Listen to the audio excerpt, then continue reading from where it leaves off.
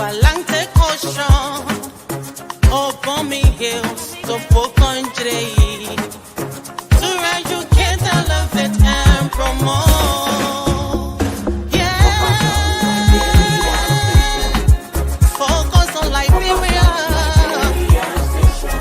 for Liberia, Liberia, for Liberia, yeah, yeah, yeah, yeah, yeah, yeah. From Monday to Sunday. From Monday to Sunday, it's focused on Liberia.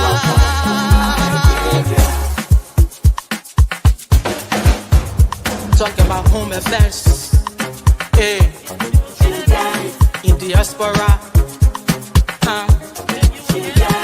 current affairs, hey, reliable information.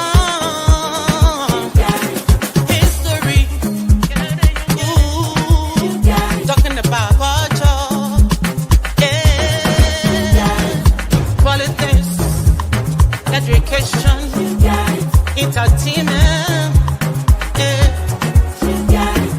business, sports, advertisement, articulation.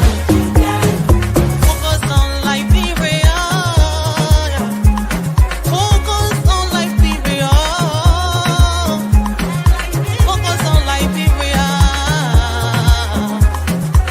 From Monday to Sunday. Focus on. Perfect.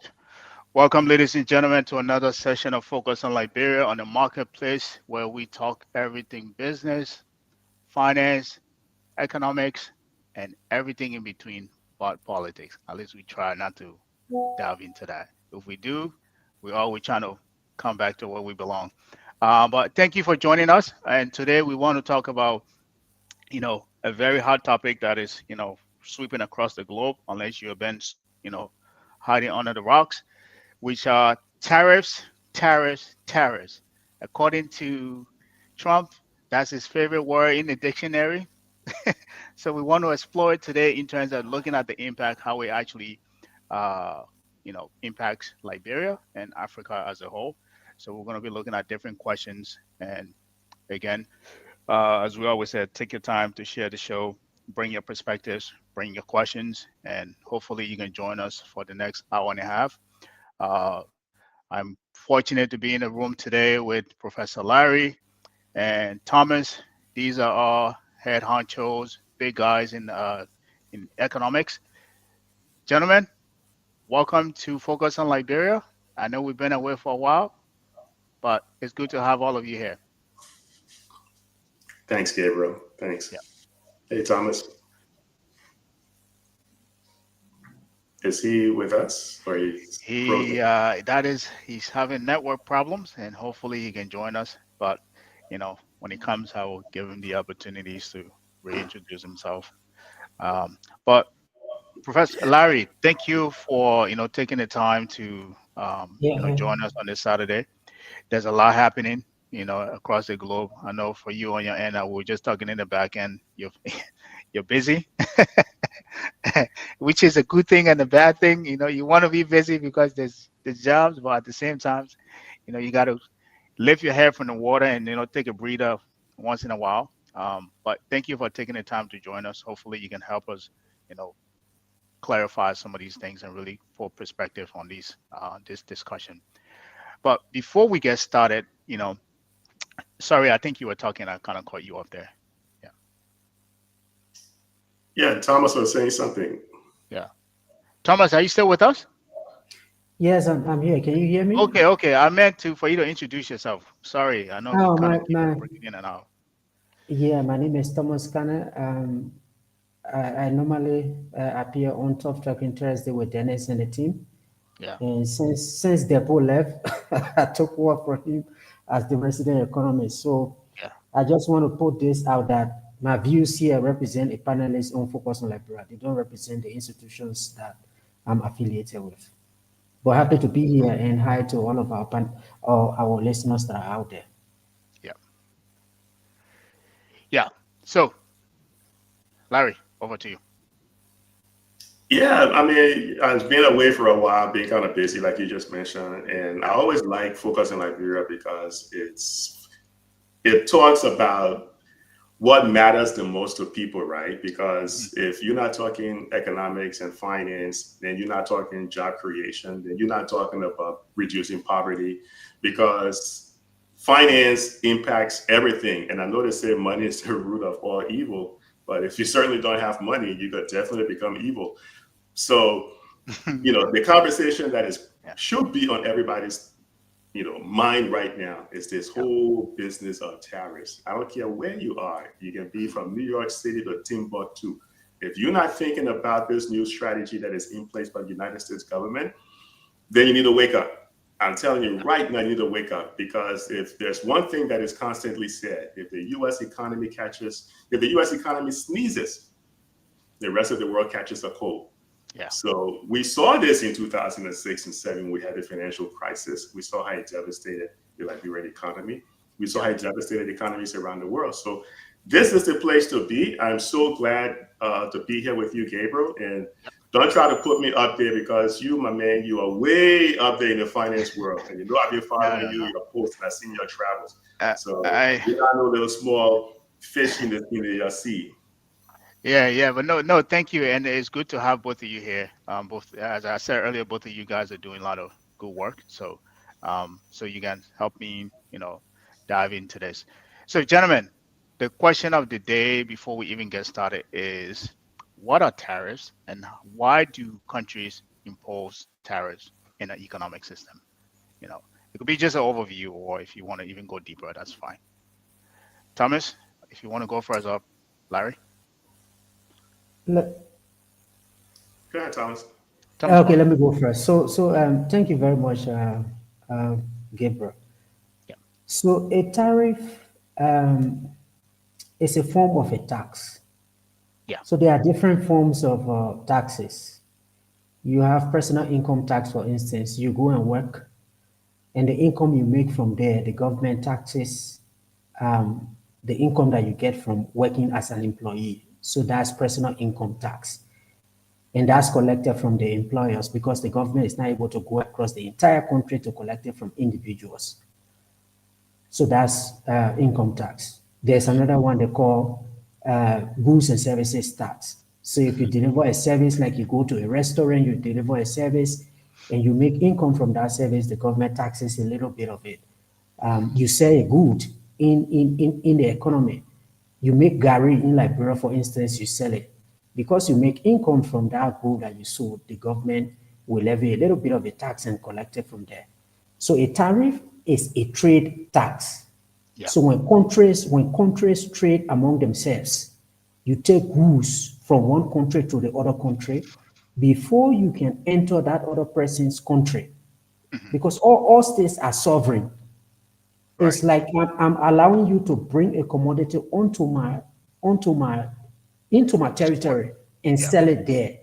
So I need to make a little money as a country from that.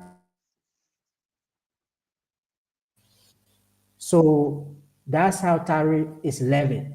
Yeah. So a tariff, by definition, is tax that is levied and collected by custom authorities at the port of entry.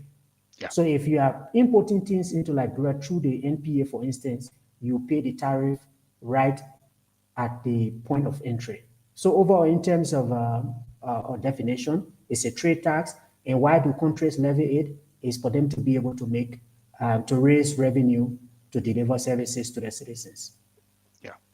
Thank you. Prof. Yeah, so since Thomas covered on the pure definition of tariff being Mhm. taxes, Yep. let's talk about why governments tend to use taxes, right? So we can Yep. understand this thing. Very good. So, yeah, so you can see um, the US government is trying to use taxes to, sometimes they can use taxes to punish other countries. Mhm. Because one of the arguments that President Trump is putting out there is other countries haven't been fair to the way they're doing business with the US. Mhm. You talk about Vietnam. Vietnam is charging ridiculous amount. You talk about the EU. He said the EU is charging a hefty amount on goods and services that they're importing from the US. He talked about China. Now everybody know practically every country out there has a trade imbalance with China, right? Meaning China tend to export more to other countries than they import in. If you're sitting in Liberia, look at the amount of Chinese goods you have on the market right now. Even little small market, and like your old slippers, then you probably see some of the things that made in China. So countries will tend to impose taxes or tariffs on other countries as a means to kind of punish them in terms of the way how they're trading. Yeah. Plain and simple, countries will impose tariffs because they want to raise revenue. Going back to what Thomas just said, they want to raise revenue, they would do a tariffs, not just on goods, but also services, right? I know we tend to bring a lot of people from surrounding countries to come and do work in Liberia, but countries would try to raise revenue by importing taxes. There are different types of taxes out there. Countries will also try to put tariffs on other countries for another reason. This is the second reason President Trump is using. And that is he's trying to protect certain industries in the U.S. economy, right? He want to protect the auto industry. He want to protect the steel industry. And Gabriel, you guys keep me honest here. I can't think of the name of the guy who is the head of the union for the UAW.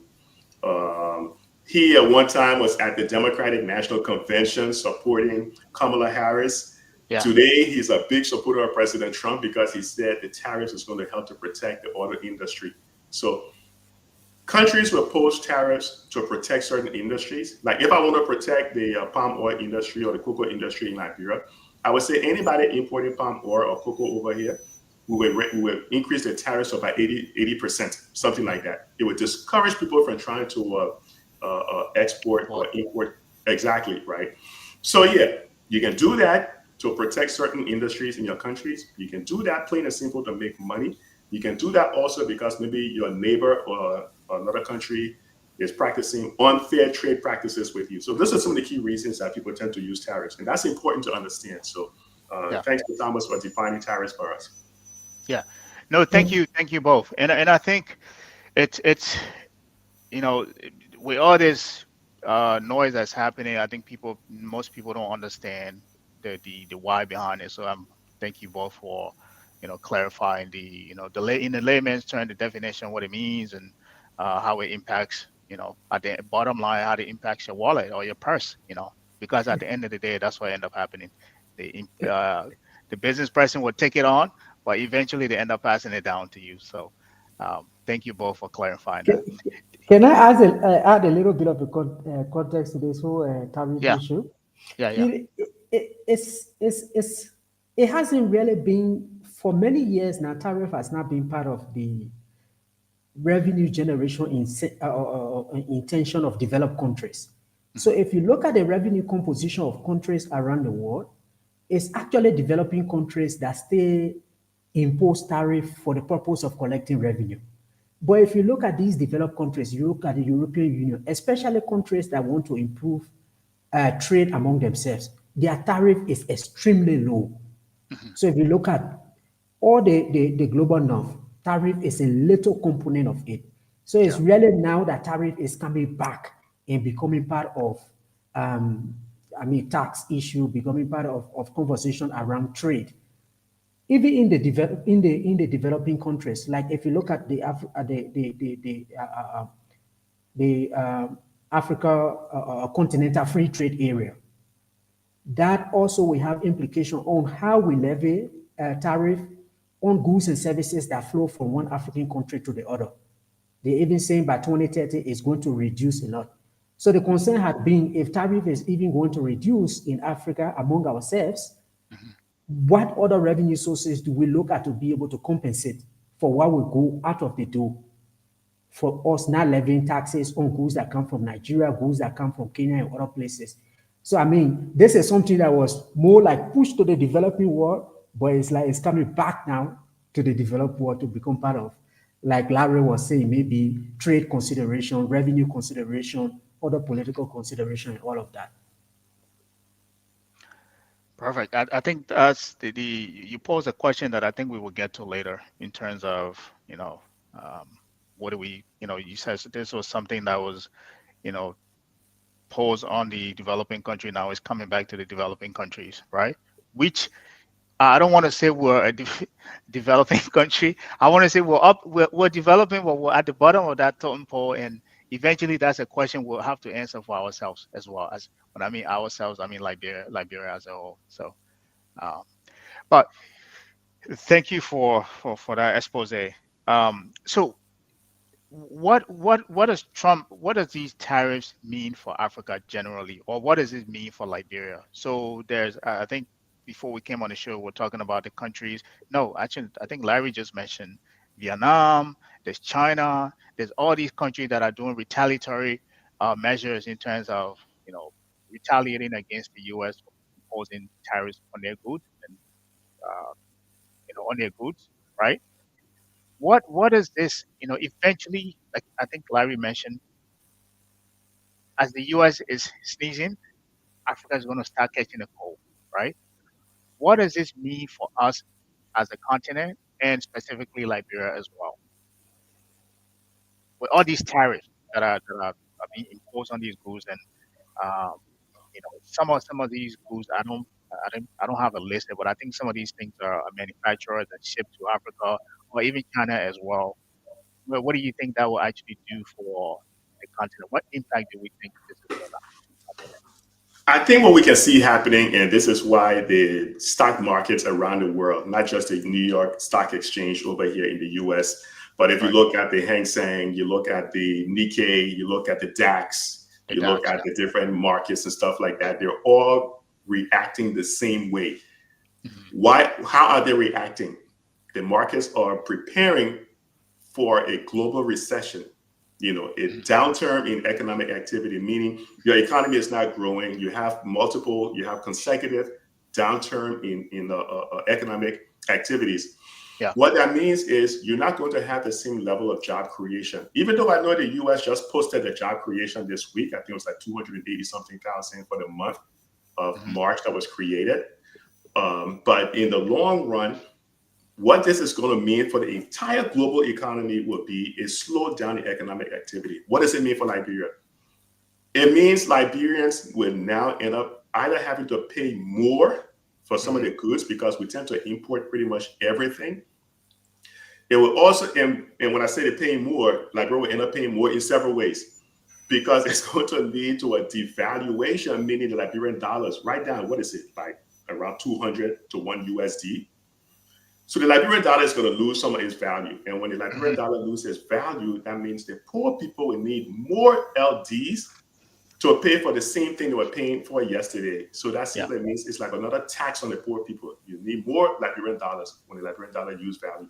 That's why people are be crying, oh, Yeah. you know, today let's say you need 200 LDs to buy one item.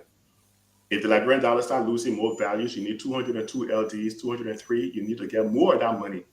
So there's going to be an economic impact, a global economic impact. And we've seen this movie before, and it doesn't end well. Right? Mm. It's going to be an economic impact. Look, the problem with Liberia is every president that comes into power in Liberia, they are faced with some calamity. They're always faced with something. And correct me if I'm wrong, Thomas and Gabriel. But Mhm. I can remember when Ellen came in, it didn't take long after that. We had Lehman Brothers, one of the largest investment banks in the US, fail. Yeah. Yeah. Around 2007 into 2008, Barack Obama came into power. We had a global financial crisis. Ellen was in power. Fast forward a few years after that, as the world started coming out of the economic crisis, by December of 2013 or so, bam, you had three countries in Liberia hit with Ebola. That was Ellen's second term. Fast forward, as we started coming out of Ebola by 2015, 2016 or so, when everybody thought things were starting a little better, it didn't take long after that, when George Weah came into power, boom, March of 2020, we got hit with COVID. Yeah. So think about it. Historically, and this is because Liberian presidency is so long that it's inevitable they will run into some issue, right? And Mhm. now here it is, President Boyka comes into power, and what is he facing? Boom, you said it's gone. Yep. If you look at the most recent CBL annual report that came out, USAID plays a huge role in terms of economic activities in Liberia. USAID now, out of the 4,000 or so USAID employees, is down to just a handful and they have merged into the State Department over in Washington, D.C. But all of the programs and stuff, I know people would say, oh, but USAID was sending a whole lot of, no. The economic activity that USAID was generating in Liberia, if you look at the sort of the, I don't want to get too technical, but the Keynesian, John Maynard Keynes, this economist, said, look, if I'm spending $10 today, that money used at the market person would take that money. They probably will go back to the farmer, buy that. So there's a multiplier effect, right? Right.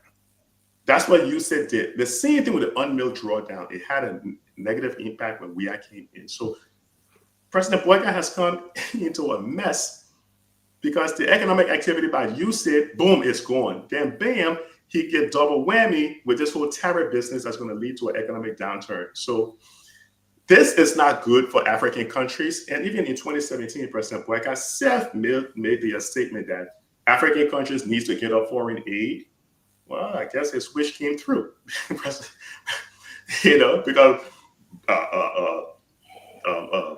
what's his name? President Trump is forcing African countries to get off aid. Look at Ethiopia. Over $2 billion in foreign aid we're receiving from the United States. All of that stuff is just poof. So this is going to be I would say it's going to be a tough few years for Liberian people. So I'll swing it back to you. Thomas. Yeah, I think over the past 1 week or so, we've seen a lot of responses from across the continent. So it has been said, when the U.S. economy sneezes, the rest of the world catches cold. That also applies to big economies on the African continent. So for instance, if South Africa sneezes, Lesotho and all of these smaller economies that feed on South Africa will feel the pinch of it. And we've seen, for instance, that even before the tariff were levied, South Africa and the US had this kind of sour diplomatic relationship. The ambassador has now been sent back. So there's a lot of conversation as to how South Africa is going to manage with this, because they were one economy that had a manufacturing base to really be able to export things to the US. So this is going to affect them.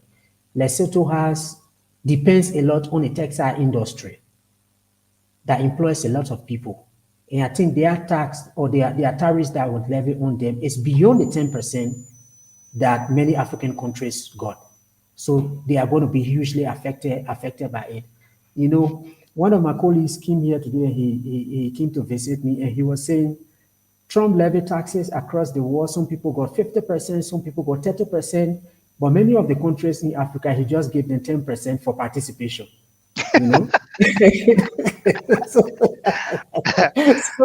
It's a joke until reality hits. So it's like you go to class and you are sitting the exam, and the professor says 10% by just writing your name. When you write your name, you get 10%. So it's like many of the African countries will get, Liberia or other countries will get 10%, but this is still something that is going to impact us. So, for instance, let's look at what is moved out of Liberia into the US. Like, you go to all of these African stores, right? You go to Minnesota, you go to Waterside, you will see the red oil, you see dry fish and all of that. If that was coming into the US on a duty-free, or it was coming at a very low tariff, and now the 10% gets applied to it, it gets to the US, the price is going to go up a little bit. So it's not only as people of Liberia who are back home that will be affected by this tariff, is also the Liberian community that love to eat the dry fish from Liberia and other things. So the impact is going to be across the continent. And like Larry was saying, aid has been cut. The next direction that Africa was trending now was to trade. Can we now move towards trade?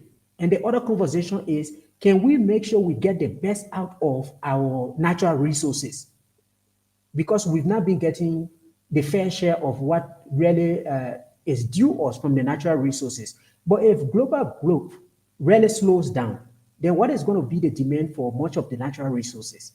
So the continent gets affected that way because global growth is coming down. Every time there is a trade war, there are barriers to trade. It affects growth. So on the growth side, it will affect us. On the export side, it will affect us because those companies now will be paying higher for exporting to the US. And also, countries are saying they are going to find alternative markets. But to find an alternative market is not automatic. You can't Yeah. just go, you can't just switch to a new market. You will need to go there, establish relationships. So all of that time that you are taking to find alternative markets is going to slow down your export, is going to slow down growth. So I think we are just in a situation where we have problem with job creation, we have problem with governments collecting needed revenue, and then the hardship to an extent will continue to increase until some of these things can be stabilized. So across Africa, we are going to feel the pinch. In Liberia specifically, it's going to be a serious country for us in terms of our over dependence on aid that is gone and also the limited space that we have to be able to trade. Yeah, and I think Gabriel, let me both say of something you. real quick before I lose this thought of Yeah, just to go ahead. piggyback off what Thomas just mentioned, something we were Mhm, discussing earlier as well. mhm. So the across Africa, including Liberia, but mainly across most of Africa, because Thomas mentioned places like Lesotho, if you look at places like Kenya, Uganda, some of these countries, let me tell you how this whole tariff thing is going to hit Africa hard, right? A lot of these countries have taken advantage of AGOA, right? Yeah, The yeah, African Growth and Opportunity Act.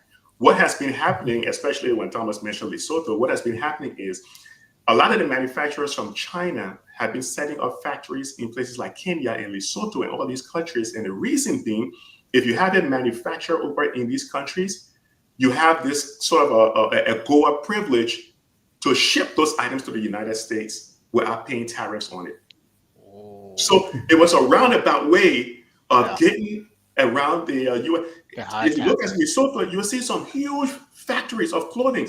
If you Yeah, go over to Macy's, Gabriel, if you go to Macy's and you take a look at some of places where some of the clothes are made, they are made in Lesotho. A lot of Wow. the name brand stuff you will be seeing in places like Macy's. I don't want to say Nordstrom, but a yeah, lot of those stores they're made in Kenya because this whole globalization factories ran away from the U.S. over to Asia because the cost of labor, one of the key factor to economic growth, labor became so cheap in Asia. The first wave of globalization, but the second wave, AGOA, thanks to Ed Royce and a whole bunch of people that passed this AGOA thing, Chris Smith and all, countries in Asia started running to Africa now and taking advantage of AGOA. So now with this tariffs, it's going to make all of these clothes and all of these things a little bit expensive. And I can bet you President Trump is not going to renew ECHO because, you know, he just needs that, we talk about tariffs not being, really focused on money, but maybe we'll talk about it later. But President Trump needs to raise a lot of money, mhm. so, but yeah, so it's going to impact AGOA. And I know Liberia has been very weak on taking advantage of AGOA. I have no idea. I don't understand why they never took advantage of it.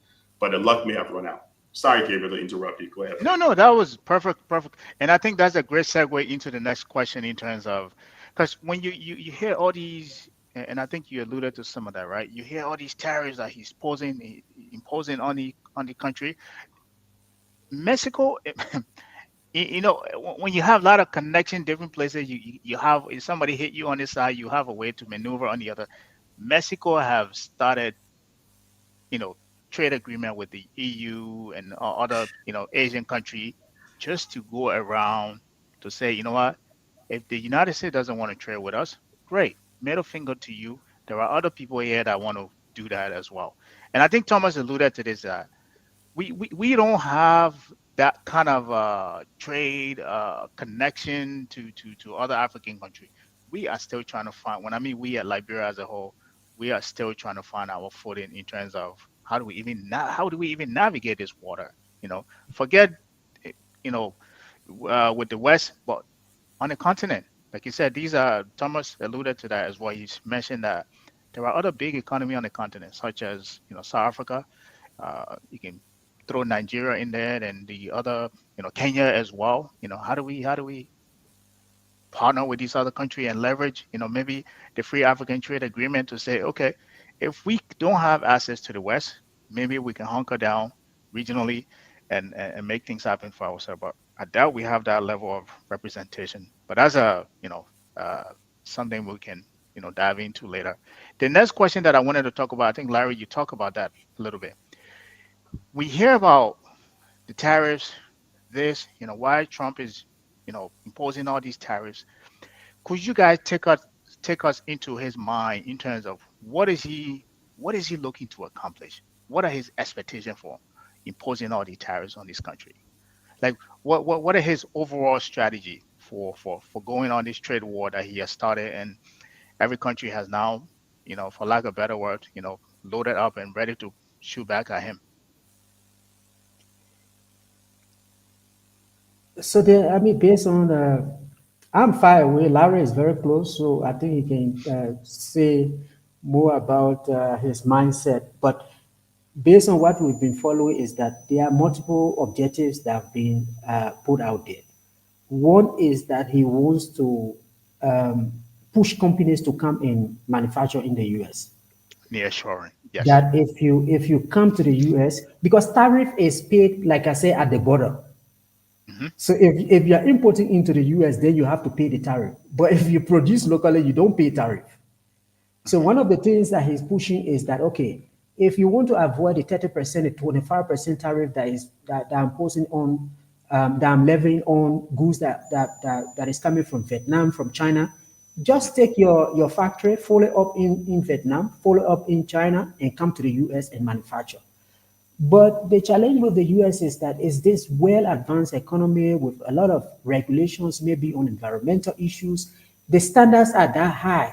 So, in many instances, companies don't want to stay in the US to produce because of even the cost of labor and all of the regulation that is in place.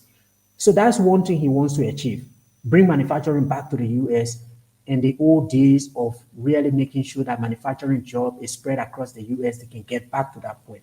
The other thing is that in many instances, analysts are saying that he is imposing the sanction, he's imposing the tariff, not for the revenue itself, but to use it as a lever for negotiation.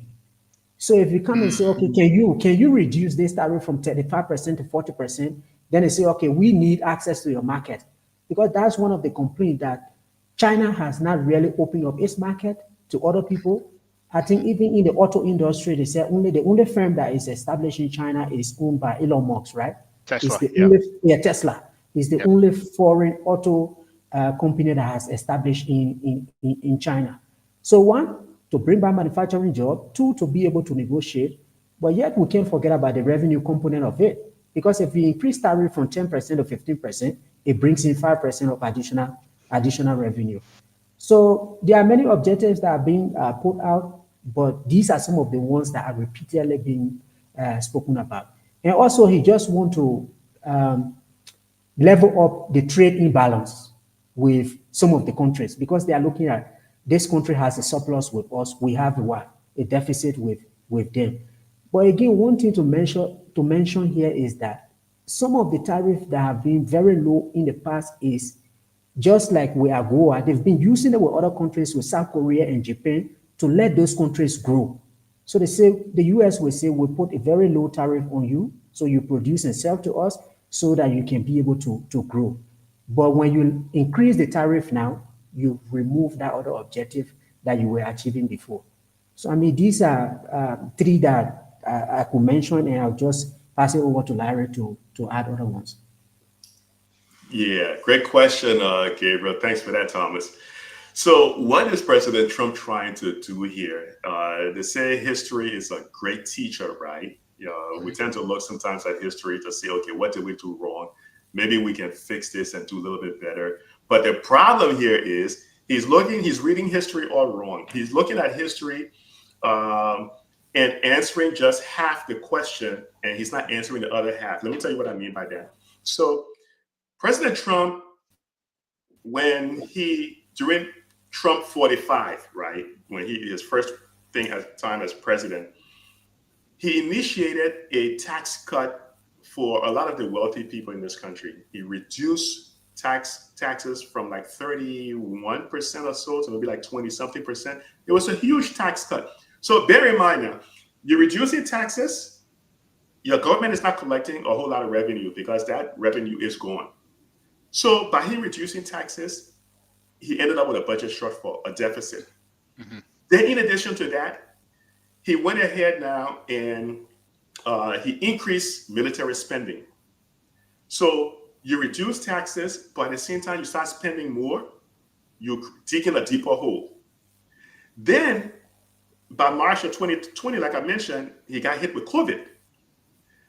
That led to a little downturn, or a lot of downturn in the economic activity as well. So by the time Trump's tax cut, COVID, boosting military spending, all those things took place, he ended up with a little over, I think, in his 4 years, about $8 trillion deficit. It was huge. It was massive deficit. It set records in the U.S. So now he's looked back at that and said, wait a second, the first time we tried this tax cut, because he's trying to do the tax cut again right now for rich people, right? And this is what Kamala Harris and a lot of the Democrats were saying. I'm not saying I'm a Democrat, I'm a Republican, I'm apolitical. Let's put it out there. Yep. So Gabriel Thomas, so he sees what happens the first time he was president with all this tax cut. So now he figured, okay, you know what? I'm going to make sure I don't end up with over 8 trillion or so in deficit. So I'm going to see if I can raise this money some kind of a way. How can I do it? Well, I know we're sending almost 2% of our budget in foreign aid. Let's get rid of USAID. Boom, they got rid of USAID. We know that government employees is like the largest expense on any government books. We see that in Liberia as well. So they said, let's reduce the number of government employees. And we've seen, RFK come out and say, oh, we fire people by accident. They're messing up, right? So they've been slashing the workforce, the government workforce. Then they still need to figure out how to raise more money. But we know rather than use tariffs to protect your industries and do this and do that, they say, oh, we're going to use tariffs as some sort of a punishing tool against countries that are kind of ripping us off, which is technically not why they're doing it. And I said that that's not why they're doing it. They're trying to do it to see if they can raise money. Mm-hmm. And like what Thomas mentioned earlier, a lot of countries don't try to do tariffs to raise money because a lot of times that strategy don't work. Yeah. So that strategy in terms of using tariffs, they're all trying to do all of that to help with this expected huge budget deficit they're going to have because of the tax cut they're proposing. So they're doing all of these things. But he's looked at history from 2017 during his first term, 2018 or so, to see how he can fix that. What he's not looking at is this tariff thing has not worked historically in the US. I say that because the Great Depression came about because of the Smoot-Hawley Act. I think it was called the Tariffs Act. Yeah. So when the stock market crashed, like in October of 1929, right, when the market crashed, what they should have done was try to find ways to boost up economic activity, but instead they passed a law, a Tariffs Act, like in 1930 in the US. This was an example of, you doing something wrong and you just made it even worse. Because by passing that, what happened? Canada started retaliating. Aren't we seeing the same thing happen right now? Canada retaliated. Germany retaliated with their own tariffs. France retaliated with their own tariffs. And this was in 1929. So the Great Depression ran from like 1929 to about 1933 or so. Yeah. And that's when they started reversing course with these tariffs laws. We've seen this in the US. And it impacted the world. I mean, unemployment shot up to about 60-something%. It was ridiculous. Why are they doing it again? They're trying to see if they can initiate the tax cut for the wealthy people in this country to make sure they don't have the 8 trillion or so deficit that they had the first time around. And we've seen economists come out and say, look, you're going to cause an economic downturn. That's why the Dow is dropping over 2,000 points. Yeah. Because we know there's going to be a global recession. So African countries need to get their act together. Liberia needs to start being able to manufacture the things they consume. You need an extractive industry or extractive economy all your life and expect to do better. It's just ridiculous. But I want to tell Riverside Pro that if he doesn't lay off the dry fish, the price of dry fish is going to go up to you about 50%. I will make sure I call an African store you'll be running to and tell them to jack up the prices for Riverside Pro. When you see he coming, just make sure you jack put up up the the prices price. by 50%. He won't go buy dry fish. He won't pay taxes on it. You lie. Trump watching But you, man. on Wanda, thank you for joining us. We're expecting you here at 3, but we're glad you're here. So as I think we talked earlier, what we're talking about the impact of tariffs on Africa as a whole, but most importantly on Liberia. Um, and maybe you can take a minute and a minute and a half to to give any introduction on that before we jump into the next question. Okay, thank you very much. I think this is a very relevant discussion because, as you will see, the international news is all about the tariffs from the US and the implication for global trade. Hmm. And I suppose Africa being part of the fray is going to be affected one way or the other, and maybe to be specific, Liberia. So, of course, I'm coming in late. I kind of missed the time adjustment, but um, yeah, Africa may lose out, on this tariff thing, and I don't know what they're going to do, what their response is, but it's something worth watching. So maybe we can take that as my intro, and then as I Yeah. get a sense of where you guys are, I'll make my other contribution. Okay. Perfect. Thank you. And Larry and both of you and Thomas, as you guys were talking, I think, and you specifically, I think what is Trump is doing. For me, the same thing here too, right? I was trying to get an understanding of what he is thinking, right?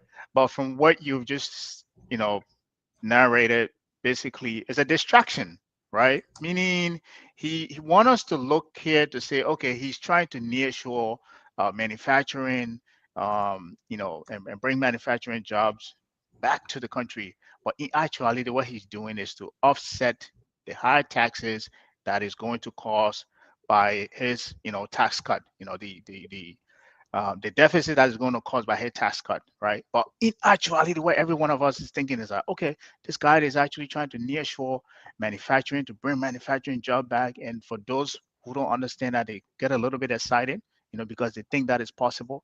But in actuality, like you guys just pointed out, it's a distraction because the tax cut that are actually on the table now are going to have a huge deficit, right?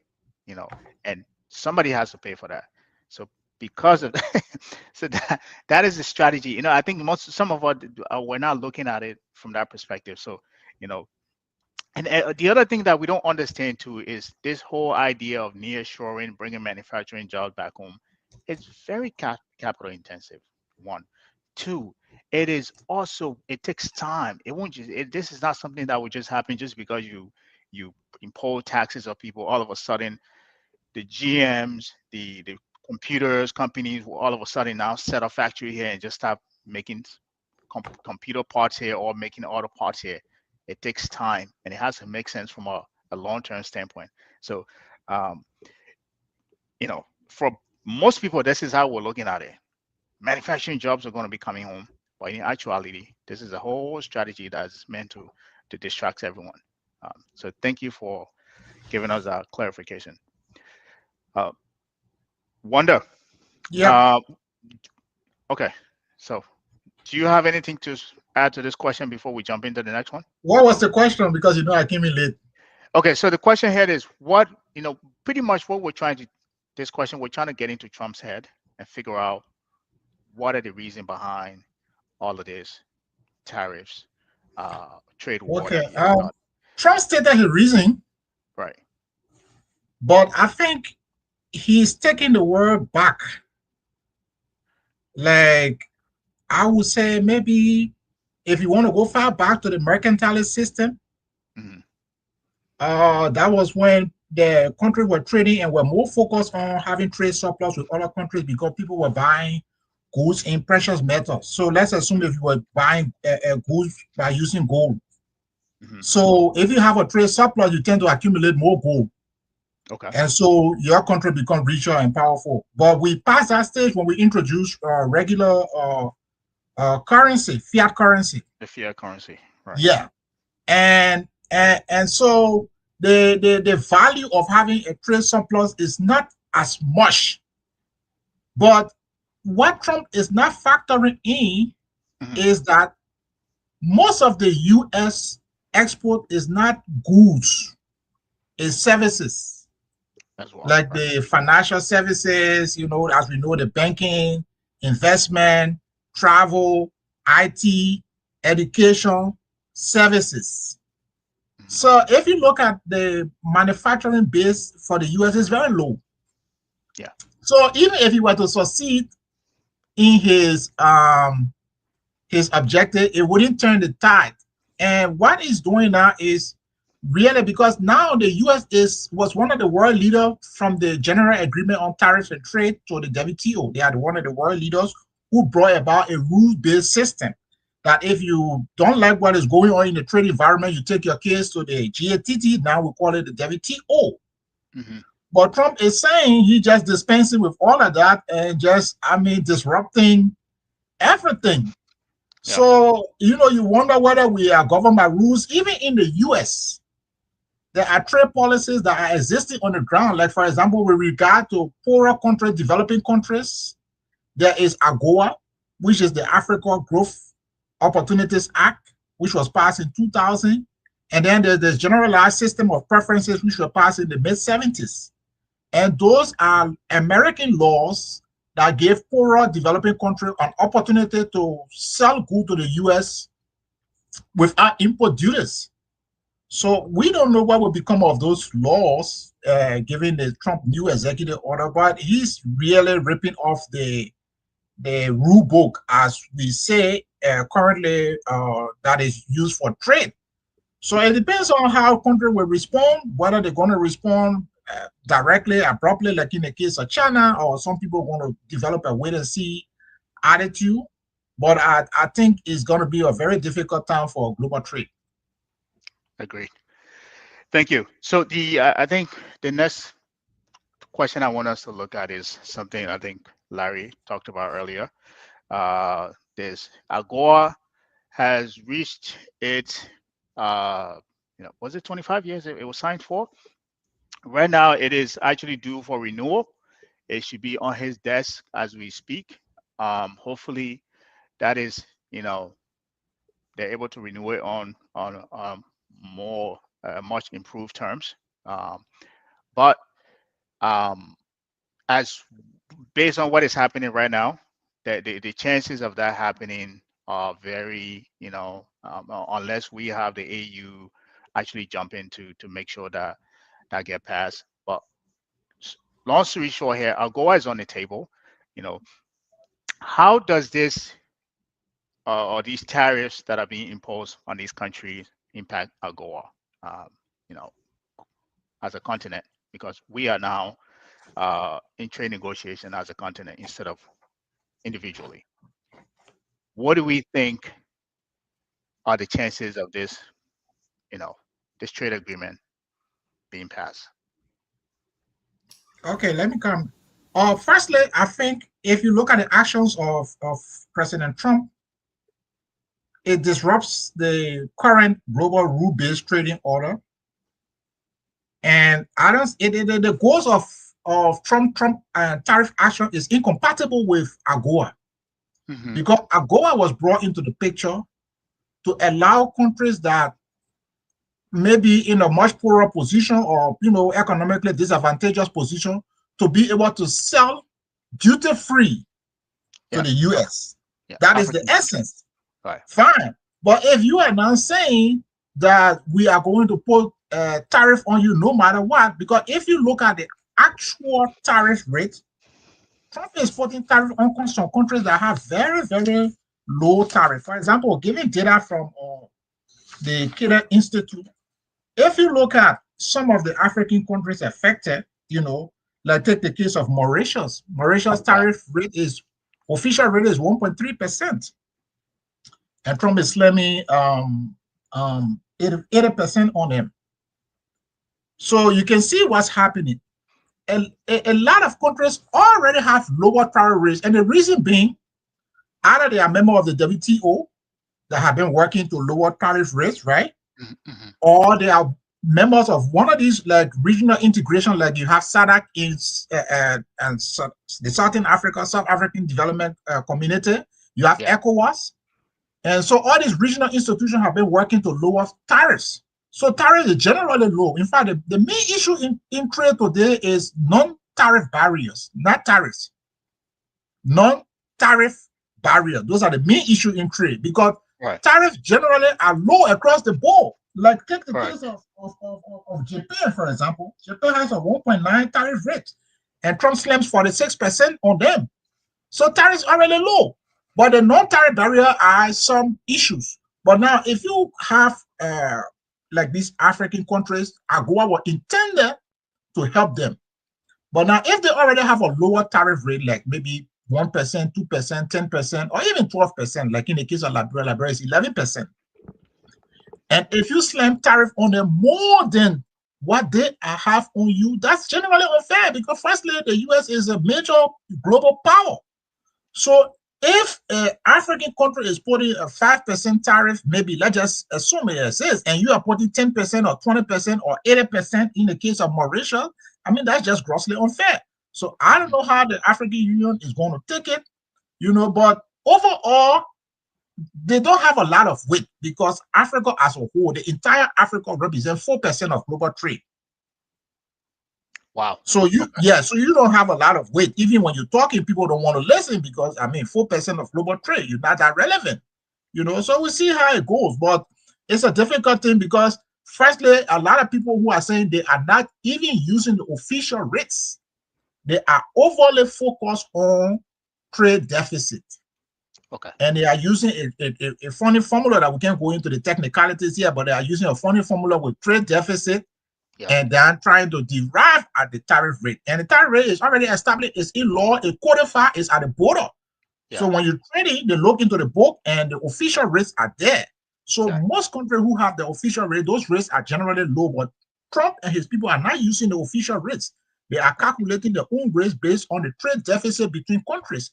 And that's how, for example, Mauritius is earning up over 80% tariff, and Japan, other countries earning over 40% tariff, Switzerland, all those kind of countries that have very low tariff, earning over very high rates because they are not using the official rates in the books. Okay, perfect. Larry, and then we'll go to Thomas. I think this is something you maybe you can expand on it more. You talked about it earlier. The AGOA has been, one of the I think one of the better trade policy or trade agreement out there, because I'm being a little bit biased because it benefits a lot of African countries to just import, but it is on the board, chopping board, up for renewal this year, and everyone thought it was going to get renewed until we have the boogeyman himself show up and throw in the gauntlet, and now we're not even sure what this may be going at this moment. You elaborated on this earlier. Maybe you can expand on it in terms of what do you think the approval process might look like, and if it doesn't get approved, what do you think African country can relegate to? Like, what route can we take to maybe come up with something different, or maybe it might just push us inward to trade among ourselves? Right. Yeah. So AGOA was actually a huge asset for a lot of African countries, right? AGOA was really, it did wonders for a lot of African countries in terms of economic growth, right? Job creation, economic growth in a lot of the countries that we see in developing. I have a 20%. My optimism that AGOA will be renewed is like 20%. It's really low. The reason being, if the current administration cared so much about Africa, they wouldn't, not just Africa, but developing countries, they wouldn't slash their foreign aid in such a huge manner. They wouldn't just nuke USAID like that. They probably would have gone through USAID and then removed programs that felt weren't effective. Because remember now, in his State of the Union address, President Trump mentioned Liberia, and he talked about some of the USAID money going to Liberia to make voters feel comfortable about the Liberian election, which he thought was total nonsense, which I think, to a certain extent was nonsense too. But I have a 20% confidence of President Trump renewing AGOA. So what does that actually mean? So I talk about how, Asian countries are going over to places like Lesotho, where the apparel is like the number one thing that they export to the US, where they're taking advantage of that. Other countries are using it as well. But Nigeria exports oil to the US under AGOA, right? So that's huge. So Nigeria being part of OPEC, I think it gets a little bit complex because America doesn't want to hit any country that is exporting oil to the US because we know that will have an impact on inflation, on prices, because if fuel prices go up, it would lead to inflation in the US, right? So Nigeria has been using AGOA. They've been exporting under AGOA, right? Angola has also been exporting over to the US because Angola has oil as well over to the US, Angola. Cote d'Ivoire, Ivory Coast, cocoa, Ghana, cocoa, all those things that, it helps those countries' economies because they keep people employed. Liberia, on the other hand, hasn't been using AGOA at the level this other country has been going. But to answer your question, Gabriel, I think AGOA, I don't think President Trump is going to renew it. It's going to go away. So what should African countries be doing or should be doing? And that's a complex one because we have been so reliant on a lot of these handouts, right? We've been so reliant on USAID. We've been so reliant on AGOA because when African countries start getting hit with these taxes, it's going to reduce their revenue. And it's going to be a downstream effect because if you don't have that revenue to invest in, job creation stuff, you're going to end up with an increased unemployment rate for a lot of young people in Africa, right? Yeah. African countries will either need to start investing in more value job creation activities within their own country, but it will end up having to pay those taxes. It might even lead to some of those textile manufacturers going back to Asia. It might even lead to them leaving those countries and going back to Asia because the benefit of AGOA being there is no longer there. But then it goes back to something you said earlier, that Americans believing that, now, hey, President Trump is going to bring manufacturing back. Yeah, but Gabriel, you nailed it because you can't just flip a switch and then start manufacturing in another country. Yeah. It doesn't happen. It's labor intensive. You can drive, whether you're in North Carolina, California, New York, all those factories are gone. They're not coming back anytime. And for you to re-engineer your factory or to build brand new factories, it's going to take a long time. Some of these manufacturers may just try to wait this thing out. Or like you mentioned, like Vietnam capitulated. They decided, we're going to cut a deal with Trump. Some other countries may end up, I think River says Pro mentioned Argentina. I didn't see that one yet, but Argentina as well. But yeah, this whole business with AGOA, to answer your question, I have a 20% confidence that AGOA would be renewed. I have very little hope on a president. That's a little bit depressing, and in the sense that we kind of, and I agree with you. I think we rolled on this AGOA for a long time to the point we never really thought ahead to say, if this happened, what are we going to do? Exactly. I think the most that I think African country did was they look at the agreement and they're trying to improve some of the terms within that agreement to improve it. Right. That was the only thing they did, and they put this thing back on the table, hoping that it was going to get renewed. And then here comes a monkey wrench that was thrown into that. We're now here to the point where this might not get renewed. And as I keep saying, Gabriel, there may be a case study though, because if I remember correctly, Ethiopia is no longer at AGOA. I think they got kicked off in 2022. So there may be a case study to take a look at Ethiopia to see what have they done since getting off at AGOA. So that might be one way to do some lessons learned. But yeah, sorry to interrupt you. Go ahead, bro. No. What I was going to say is that could we be going back to divide and conquer, where each country will not have to one channel anymore to negotiate individually? We're all because if AGOA goes away, you individually as a country, Wanda individual as a country, Thomas individual as a country, we're now trying to look for his or her best interest, right? Meaning what can I do? What can I do for Liberia? What can I do for Liberia? How can I negotiate for Liberia? In this turn, we're going to come to the U.S. or these other trading partner individually, right?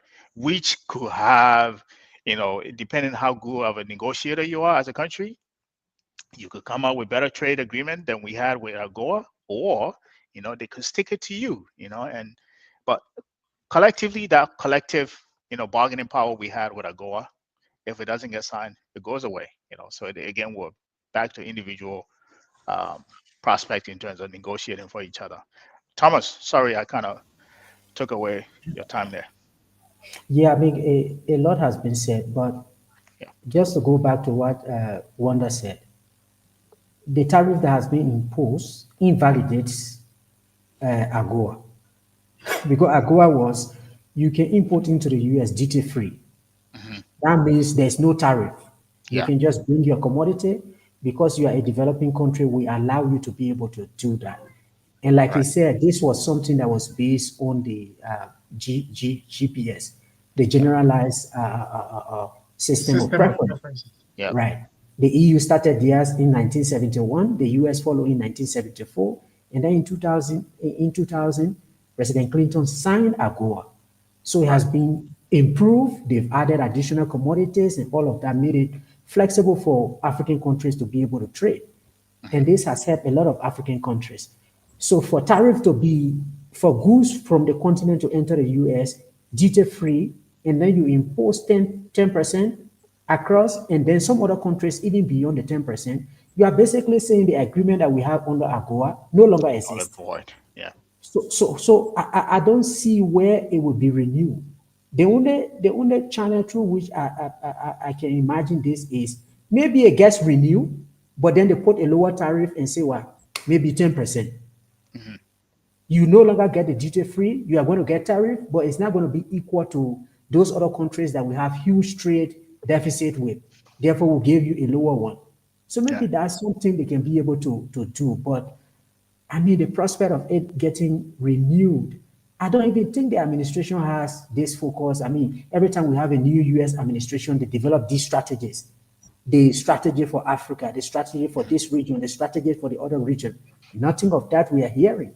So I don't really see where Africa is a strategic interest for the administration. And because of that, I'm not very hopeful that even the conversation around AGOA will be here and will be move on. renewed.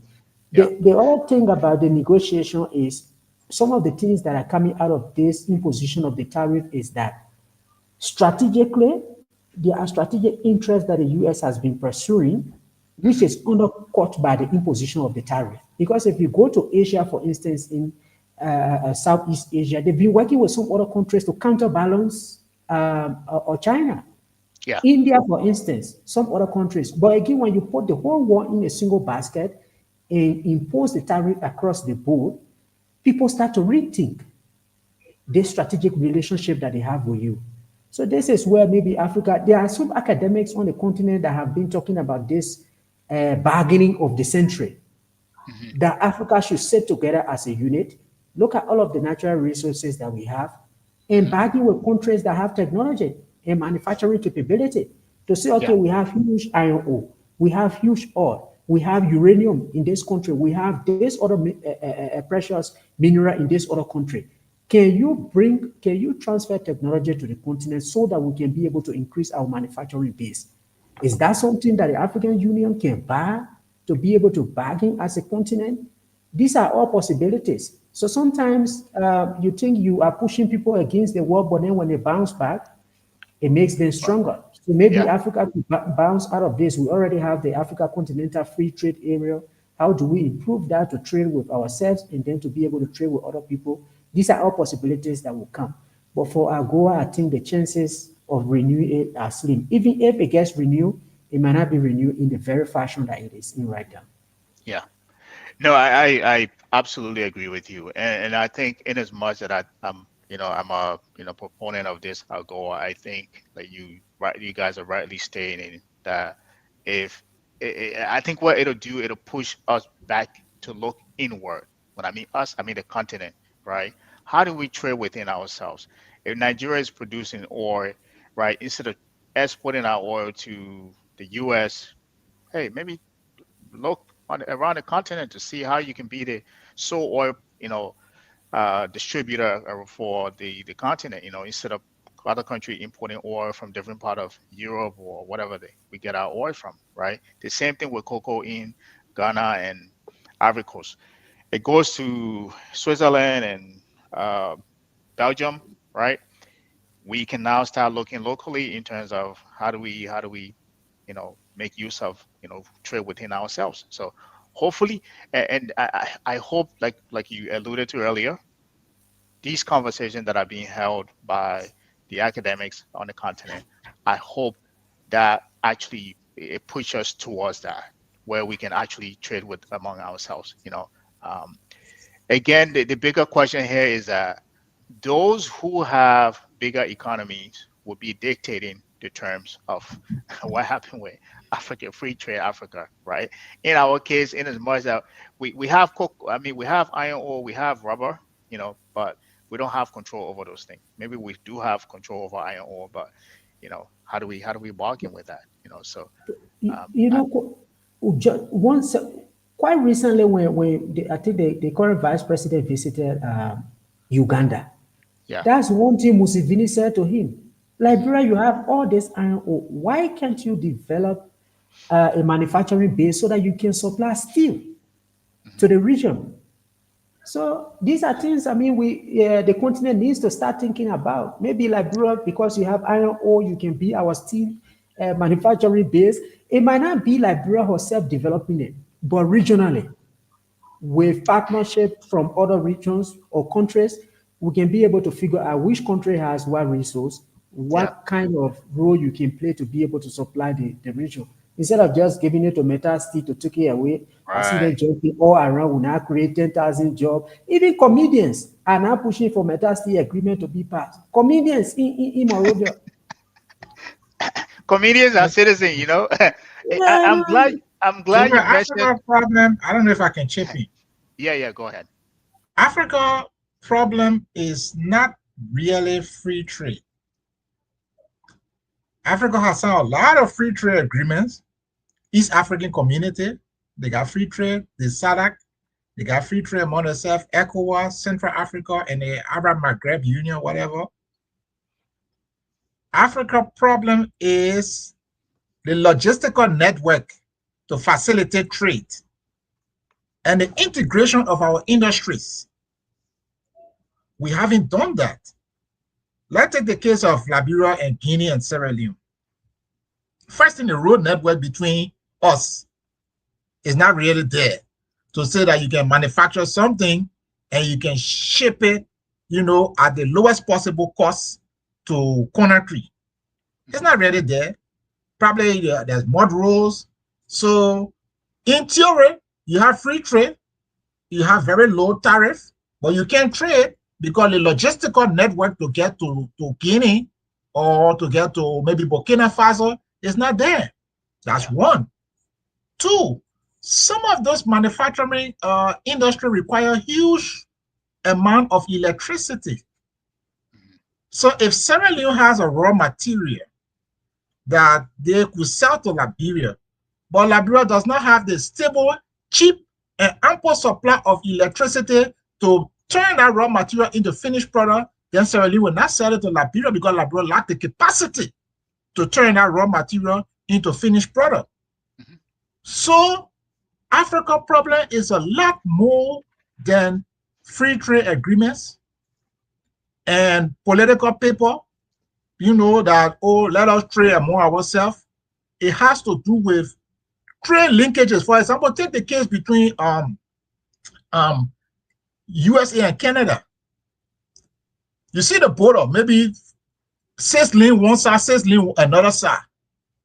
People can haul mobile cars from across the border, work on it, bring it back, stuff like that. Both countries have stable supply of electricity and all of that. So the infrastructure is there to support trade linkages. Africa problem is those. For example, one of the biggest economy in Africa, Nigeria. Nigeria has a major power problem. I've been to Nigeria a couple of occasions, and every time I went there, they had a power problem. That's true. So if you have an industry that requires a huge quantity of electricity, stable electricity, cheap electricity, sending your goods to Nigeria will not help. It will cause more problem. Maybe the time your goods will be shipped to Nigeria, that's when the power will be off. So Africa needs to think about how they can do these linkages in terms of logistical hub, in terms of transportation, in terms of electricity generation. Those are the things that will get Africa to be able to trade much better, because tariff is like everything is good, and and so let's trade. So don't charge me a lot, I will not charge you a lot. That means you have all the other things in place. But with Africa, there are so many things that are not in place that they are not in the position to really trade among themselves. Even though when they go to these conferences, they make a lot of political speeches and they sign all kinds of people, like the Continental Free Trade Agreement you're talking about is not much different from the previous free trade agreement. But why are they not trading? Why don't we trade a lot with Mali? We don't trade a lot with Mali because how easy it is to ship your goods to Mali. No, there is no, let's say, interstate highway or stuff like that you can put your thing on the container and a trailer and ship it to Mali. So that's why. So when we think about these things, think about more than just tariff issues, because Africa have a lot more issues than tariffs. So here's a thing, and Thomas, I'm glad you mentioned Uganda. Here's a quick story about Uganda. So this was in 2014 when I was in grad school. And this is what Uganda did. This is why he advised our vice president to do the same thing. Uganda discovered oil at the time. They discovered oil in Uganda. But they did not touch the oil. They wanted to make sure, up to now, they have yet to touch it. Why? Because they don't have the ability, nobody wants to fund them, right? For them to be able to produce the oil in our country, meaning to process it in our country. The reason why I know this is because my former classmate at the time, he was the CEO of Standard Chartered Bank Uganda, and then he became the advisor to the president, Museveni. So when he came back to us, that's why he was telling us at the school. His name is Herman Kasembe. He said, we discover oil, but we cannot touch it, right? Until we have the ability to process that oil in Uganda, right? So this is why that's the kind of mindset that the people of Uganda have in most African countries. That if you have natural resources, make sure you can produce it in the country, and we don't have that ability. For us, we look at the immediate term. We have natural resources. We have iron ore. Who can come here and mine it? How much can you take it out and give us what we can collect, instead of looking at the value chain added that can be created once those, minerals or natural resources are produced within the country. But, I just wanted to share that. And I'm glad, hopefully, the vice president takes on that mindset that we should be producing our own, natural resources in our country, and So the logistic thing I was talking about, you see, now if you have the iron ore, and let's assume you have some country in Central Africa that could do it, how are you going to take it there? So here's the thing, and go ahead, Thomas. I agree with Wanda, right? We have huge logistical challenges. And you see the sad thing about it, who has even been pushing Africa to connect the countries so that it can improve trade? It's the European Union. The European Union is the one financing all of these trade linkages. So if you go to Liberia, for instance, the road through Logatro connecting to Ivory Coast, it's the EU working with the African Development Bank to be able to build these roads. I even heard they were interested in building from Kailahun to Vonjama. So they are mostly trying to link these countries so that we can have means to be able to trade with each other. The US has been trying to build this train track, I think, between Democratic Republic of Congo and Zambia. They call it... Lobito. Yes. So that was really meant to be able to improve trade, because to move goods, like he said, on trailers and vehicle is extremely expensive, and it takes a lot of time. So this is why they are trying to put these train tracks. So these are some of the ways through which we are going to be hugely affected. But my point is, how come we are able to take goods from China and get it into Mali that is landlocked, and we can't take it from Togo into Mali? What are the channels that we are using? Exactly. Yeah, what are the channels that we are using to take goods from when you go to Mali, they're not producing anything. Everything there is from China, Right. and they don't have a port. It either comes through Togo, it comes through Benin, and other places. The This is landlocked. why quite landlocked. Quite Yeah. recently, the three countries, Burkina Faso, Niger, and Mali, when they broke away, they don't have access to the sea. I think there was some conversation for Benin to even join they call them Western Sahel Alliance, states. Sahel states, to be Yeah. able to join them so that they can be able to have access to the sea to move goods into the three countries. So even with the challenges that we have, I think Africa is just, we don't pay attention to it. But if we want to trade, we should use these channels and be able to build on them, have a focus to improve on what we have to be able to move forward. But we are still trading Yes, with others, with all of the bad roads that we have. here is a catch, Thomas. China have very good economies of skills. So if you are producing a good in Liberia, maybe the same good you could produce it for $10, maybe it could be produced for $1 in China. So to ship it from China, another $4 or $5 transportation cost before you get to Mali is still going to be cheaper than the goods produced in Africa. And so, and like I was saying, some of the reasons why we are not producing at low cost include the issue of electricity and other related costs. So it is true that they are using the same network to ship it, but because the production cost is extremely low, they can accumulate transportation costs, and even when you get in Bamako, it is still cheaper than the goods produced in other parts of Africa. That's why, for example, we had ECOWAS for the longest. Couldn't we have had a routing of train tracks crisscrossing African countries? ECOWAS have been existing for like 30 years or so. We could have ECOWAS had for the longest. huh? ECOWAS for the longest was a puppet of, sorry to say, puppet of the Who's gonna West. solve It their was problem? recently they started turning inward to benefit Africa. Eventually, from the beginning, they were just, that's why most of the other African countries are trying to leave that, right? They were a puppet for the West, meaning you fight the things that were meant to benefit Africa, you actually push them away from it.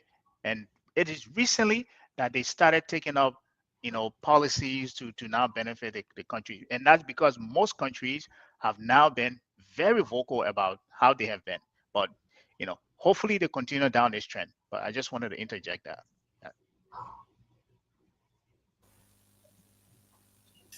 So let me comment. You know, if you want, and so the first thing you mentioned, Gabriel, was the fact that, why is it that we're not producing the stuff we're consuming? Why is it that the raw materials, the cocoa, is being sent to Switzerland? Why is it that cocoa from Ivory Coast, Ghana, is coming on a Goa over to Hershey over here in the United States to make chocolate? Why is it that we don't have the manufacturing on ground, which, because the cost of labor in Africa is so much cheaper, that's why people are talking about the third wave of globalization. If you're sending stuff from China and I'm manufacturing it right there in Liberia, where the cost of labor and the factors of production is right in the country, it would definitely be cheaper than you shipping it over. In fact, if you try to ship it over and everything that I need is in Liberia, I can then use tariffs to protect my industry because I won't need to depend on you. So there are ways that I can use to actually make things expensive for you from shipping it from China to Liberia. But again, we don't have the manufacturing base. So to understand when we say, the logistics, there's a little quick trick that we use. It's a root cause analysis technique. It's called the 5 whys. You keep asking yourself 5 iterations as to why this thing is happening, you will get to the root cause. The root cause of a lot of the issues in Liberia and across Africa is not so much of the economics, it's more of the political system. Take Aha. a country that gained independence in 1966. Why is it that country right now is ranked as one of the best in terms of when you look at the corruption index, you look at other indexes, this country is doing so well. They've only been around for roughly 59 years, and they're doing so much better economically and in terms of growth. Because when the leadership came in power, they set a program in place where the rule of law, where they had a fair economic system. This is what the two gentlemen that won the Nobel Peace Prize in economics have been saying for a long time, right? Asimoglu, Robinson and Asimoglu from MIT, they've been saying this for a long time, and they won the Nobel Peace Prize because it's true. Botswana just gained independence a few years ago. Look at the political system in Liberia. It is so corrupt. So corrupt. You have people fighting for speakership right now, not understanding that this is going to impact the economy as a whole. Because anyone who has signed a concession agreement with any one of those bodies right now, that can be null and void later on. Let me break down this whole infrastructure thing to you. Why is it that billionaire Freeland could go ahead and cut a deal for HPX using other people's money to set up a railroad system to buy iron ore from the Guinea side of Bologisi? Look at the price of what iron ore is trading right now. He's going to make billions. Why African countries couldn't do that? Freelander went over to Wall Street. He managed to get an investment bank, and he told them that he was going to try to do this mining over in Africa. He used the mines as collateral to raise almost $250 million. Then he took an insurance policy on it by going to the World Bank, and he talked to the World Bank. The World Bank has this political risk insurance and other types of insurances that it would sell you. So Wall Street felt comfortable with giving him that money. He used other people's money to say he was going to do roughly about $500 million or so of investment in Africa. At the same time, this guy is going to 500 million or so he's investing. He's going to make almost 10 to 15 billion dollars for Wall Street. Why couldn't we use our resources, put the technocrats in place? Yeah, Gabriel over here, this guy's a banker. He's understand this stuff. Definitely put people in place who know how to raise capital on the sovereign debt market. You can issue a euro bond to raise the kind of money using the iron ore and stuff you have in Liberia to use that money for your infrastructure. But we don't do that. We have relied so heavily over on the World Bank, on USAID, on these supranationals, right? You know, the African Development Bank, the Asian Development Bank, and all these banks to raise money. That crap has never worked in history, and it will never work. That's why Liberia remains so poor after all these years. We keep doing the same strategy. It does not work.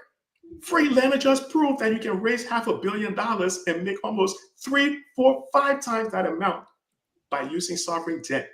So if we keep asking why is it we have an infrastructure problem, well, it's because we do not have the money to build the road and connecting network. Why don't we have the roads and connecting network? It goes back again because we just don't have the money to be able to. But how come we don't have this money when we have the resources that we can use to collateralize that? Exactly. Again, that is the problem. The most recent, I'll button up on this one real quick. If you read the 2024 Central Bank Annual Report, one of the key issues that is highlighted in that report is the fact that there is not enough access to capital in Liberia for the small and medium enterprises to be able to borrow money, invest in it, and create jobs. Wow. No country has ever developed without a strong financial sector. Yeah. Plain and simple. So if 15% per GDP, 50% of our GDP is the amount that is allocated to capital in Liberia, you're not going anywhere anytime Anywhere. soon. Yeah. You're not going anywhere. You need to have access to capital. Moreover, when you the percentage of non-performing loans in the country, it is absolutely ridiculous. Why should I go put my money in a bank if I come back the next day I can get it? It And doesn't know bear how in to mind, the underwrite. money in the bank is what the bank is going to use to provide credit. But people don't trust the banking system. So the real problem is just recurrent, and it boils down to the same reason why Botswana solved this thing is just bad leadership. This is what Nelson Mandela said. We just got bad leadership. Sorry, but Wow. that's how it is. So let's thank you, Prof, for that. I think before we came on the show, I kind of equate um, the World Trade Organization as the referee in this trade war, right? But if any of you ever play freetown ball or pick up soccer, usually there's somebody who's refereeing the game. If you kick somebody, somebody will blow the whistle and say, "Hey, I mean that's a foul," right? Or even in a regular soccer game. But if you are playing a game where there is the referee is there, he's blowing whistle here and there, and nobody's paying attention to him, everybody just kicking each other to the point where he feel irrelevant. You you get to the point where you feel there's what's the need of even having a referee, and that's the point. That's the role.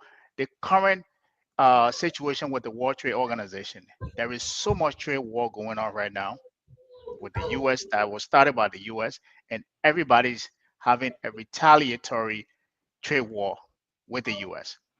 The World Trade Organization is supposed to be the referee in the room, right? For us as a small country, stuff like that happen because we don't have enough power. We're supposed to go lay a complaint to the referee, say, "Hey, my man, this guy kicked me so hard. This is a foul." But we don't have that representation. What do you guys think is the role of the World Trade Organization right now with all these trade war? Are they even relevant at this moment when nobody's even paying attention to them? I want to take 60 seconds and button this up real quick. You nailed it, right? The World Trade Organization is supposed to be a referee. They don't have a bite. They cannot resolve issues. And the reason they cannot resolve issues is because the US government has been blocking certain appointments to the WTO. Mhm. That's why China doesn't even listen to any. The World Trade Organization does not even resolve dispute these days. They don't have the power to even do that, right? They were really meant to be the referee that you just mentioned, but they've lost their fight because countries have been violating WTO's policies, right? They've been violating it. China has been dumping, a lot of the cheaply made goods in other countries, and those countries have filed complaints at the WTO, and hasn't been resolved. So the World Trade Organization is just a toothless bulldog. They are meaningless in today. And you think Trump is going to listen to them? I doubt it. Wow. Thomas. Yeah, I mean, it's not only the WTO. I think the war is really moving away from the rule-based order that was set in place since the end of World War II. All these institutions that were put in place, forget about the WTO, the UN. I mean, we've reached to a point where everyone is looking inward and trying to protect their own interests and really retreating away from the rules that have been set in place. And one of the things that started really making the WTO weak was these individual country-to-country bilateral treaties. Instead of going to the WTO to be able to establish these global rules that should be enforced by the WTO, and really it started more when President Trump came his first term.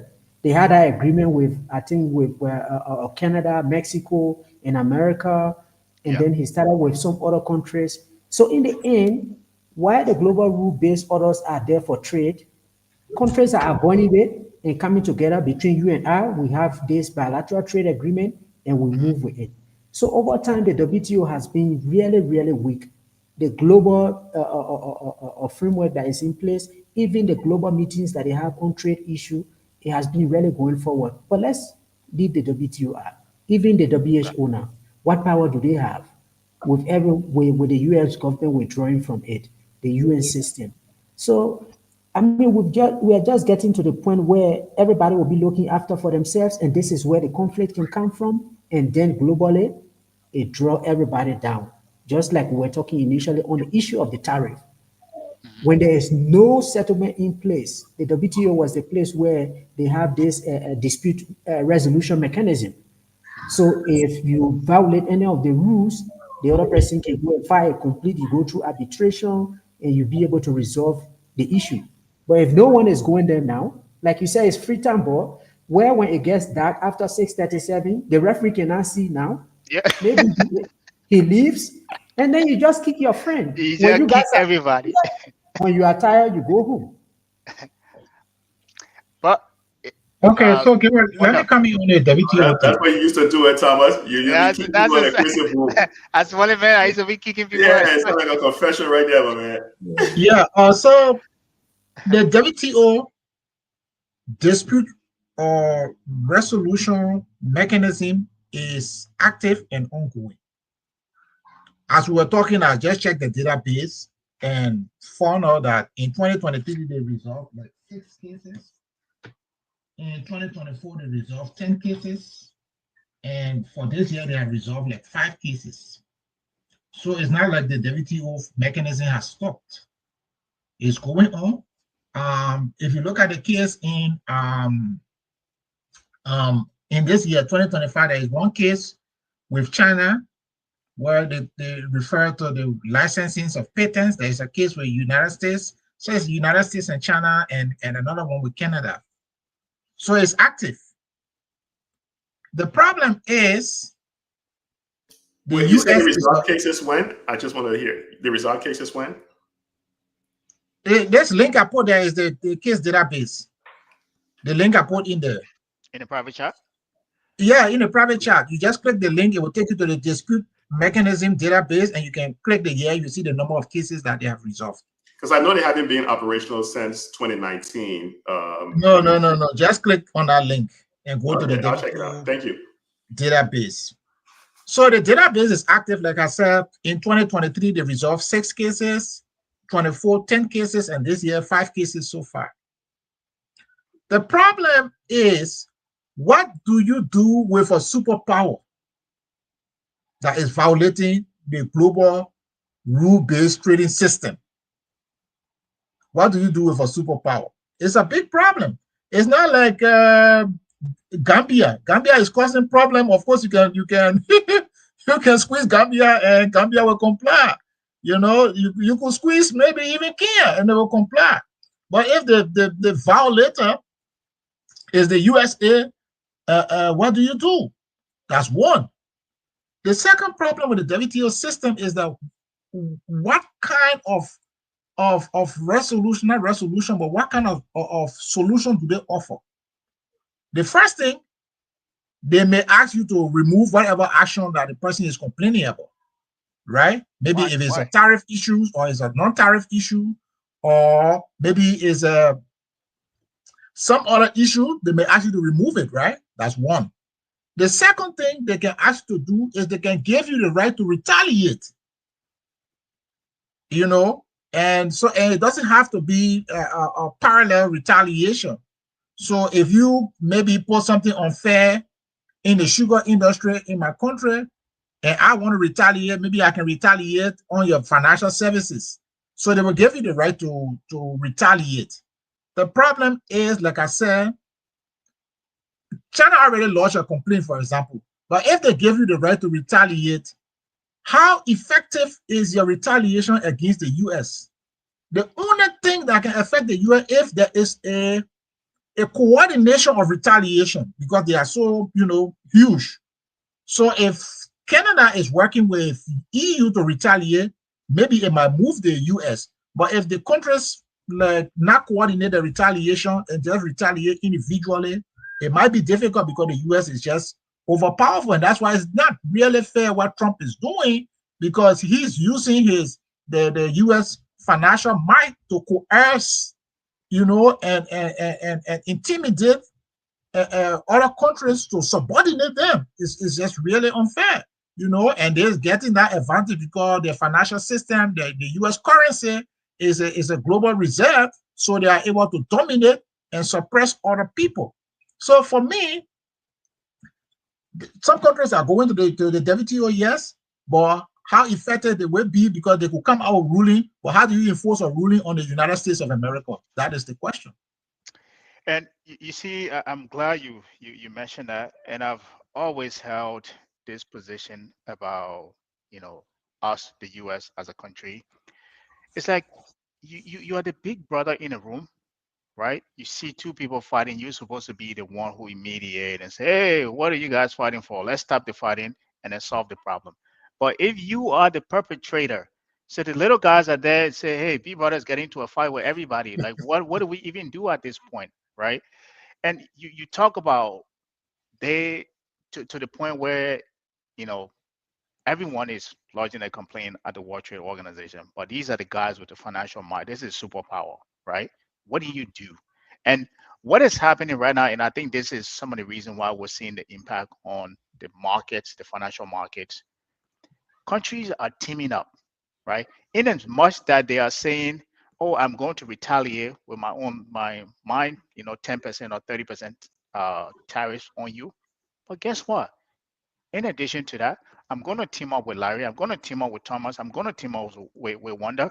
Forget about you. We don't want to trade with you anymore, right? Those countries that were trading with you, we were trading with you, but guess what? We're now going to team up and trade with each other. So they're leaving the US out of this trade of with trading. They're leaving, they're abandoning trading with the US. And is going to have a lot of economic implication. And this is why some of the reason why the financial markets are responding to. But I agree with you. The point is that you get to a point where you're looking at the person that's supposed to be the facilitator here, who's supposed to be the the person, coordinating everyone to follow the rules. They're not even following the rules, right? So, in as much that I think we can look at the World Trade Organization as, I can go to them and file a complaint. If the answers that I'm getting from them are not satisfactory, I can turn inward. I can look at other trade partners, right? And that's why I think Larry referred to them as a toothless bulldog right now, right? Because if you're only giving me two Yeah, options and those two options are not very effective, I have other options. I don't have to trade with the US. I can trade with other countries. And that's what's right. happening. So, yeah. So let But me ask you. Let me One, just, one, one I don't know second. if I can ask you a quick What, question. the Wonder, 2023 data you just mentioned with the Yeah. WTO link, I just looked at it. The 6 disputes out there, they haven't been resolved. They just parked them. Yep. So I know since 2019, the WTO has been dysfunctional because the US has been blocking a lot of the stuff in there. There's even complaints and this is a link you shared. So if you select 2023, for example, there are 6 complaints out there, right? If you Mhm. go into them and you actually read them, they haven't been resolved But they're because, active. They were going to file. Yeah, they're active, but no resolution. yeah, but I think the original question was how effective is the WTO? And that's why I Mm-hmm. said like a toothless bulldog. They're not very effective because people can file complaint. What good is going to a court filing complaint and it doesn't get resolved? Because then you say the judicial system is no good. It's a waste of your time. The Supreme Court per se of the WTO is dysfunctional. They cannot do anything because the US has been kind of blocking them in essence. So since 2020, I look at the 6 examples of 2023, I didn't see any resolution. They simply said they couldn't put together a panel to resolve some of these issues because the WTO is just a waste of time because they can't take action against people like China. They can't take action against people like the United States. So countries like Indonesia, Argentina, which we saw on that list, they can't get any resolution. So I just wanted to kind of make that distinction. The 6 that I looked at, maybe some others have been resolved, but I know since 2019, nothing has been possible with WTO. right. That was the point I also wanted to make. I think the point we're making was that it's not that it's no longer existing. It is still there. But if you look through these cases, it's still the weaker countries that are still firing complete that are not That is resolved. correct. And Exactly, if you right. if you look at it, you don't even see over the past 5 or 6 years the US itself taking a complaint to the WTO. That is correct. Because they just move on, they don't have time. Let's look at the issue of taxation, for instance. There has been a lot of work that the OECD was doing on this issue of international taxation. They Yeah, have yeah. this pillar 1, pillar 2, and the US just withdrew. So it is not going to be the case that that work is not going to go forward, but it's going to slow down. Right. It will not be as effective as it would have been when everyone was around the table to be able to move it forward. And one thing I wanted to also add to this issue is that with time, we have seen the global south actually exerting themselves and saying we also need to play a major role in these institutions and we need to hear them. So Hmm. while they are giving the space for us to hear the institutions, they just walk away from it. They take the power from it. Yeah. Yes, Yeah. they just walk away. So now you see the WHO. I mean, a former health minister from Ethiopia. Ethiopia is the Ethiopia. head of is the head of the WHO. But they say we're no longer putting money there. WTO is headed by the former finance minister of Nigeria. of Nigeria. But they say you can go ahead. We're no longer filing complaints there. Mhm. So the rule-based order is becoming weaker and weaker. Yeah. And I think NATO, one of the countries filed a complaint against the U.S. saying that the U.S. was violating NATO rules of creating some sort of an economic war, so to speak, with these tariffs. It's written in one of the NATO rules. Yeah, to Thomas's point, right? The U.S. has been leaving a lot of these institutions and is weakening them by doing so. So not to say they're going to go away. I suspect USAID will come back after the end of this administration. Not unless, President Trump in some hook or crook decides that he can run for a third term. But I think what's keeping them from doing that is the fact that it will also make former President Barack Obama also run for a third term. And they don't want to see that happen, right? So it's the threat of President Obama running for a third term that has got the Republicans concerned of changing anything to make President Trump run for a third term. But I think in about 4 years or so, we will see a dramatic shift in U.S. policies to the way how things work. So, but we just got to survive the next 4 years. Which brings me to the next question here as we look to wrap up.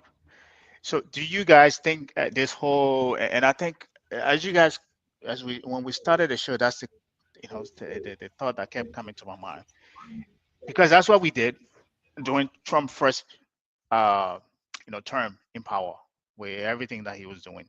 Do you guys think it's a good strategy for these countries to just wait it out and say, okay, this guy is a the elected pretty much a letter's head that has no idea what he's doing? Should we just pull back a little bit and wait this thing out, and hopefully the next election we get somebody credible who will be willing to come to the table and be the big person in the room here?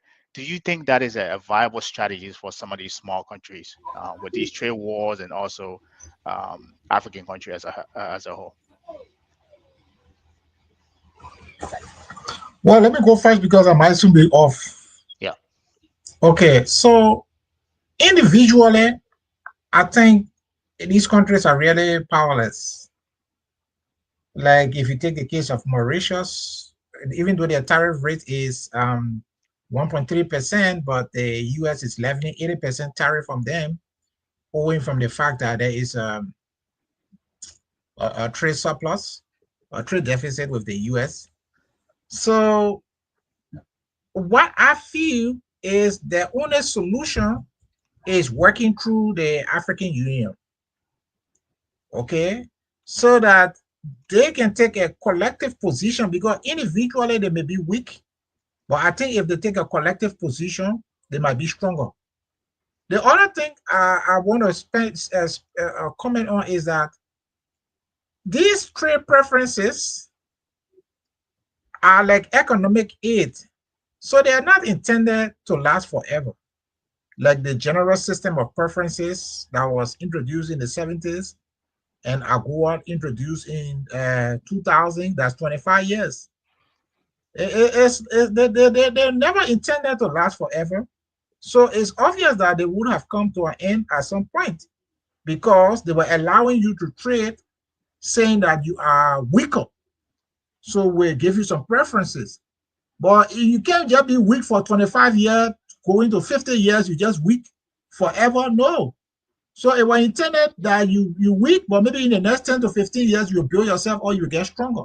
So it is now time for Africa to wise up and get beyond trading on concessionary terms, build up their infrastructure, link up their industries, and just try to get stronger economically, as opposed to either waiting on aid. Already in the humanitarian sector, we are generally relying on US aid, the EU aid, and China aid.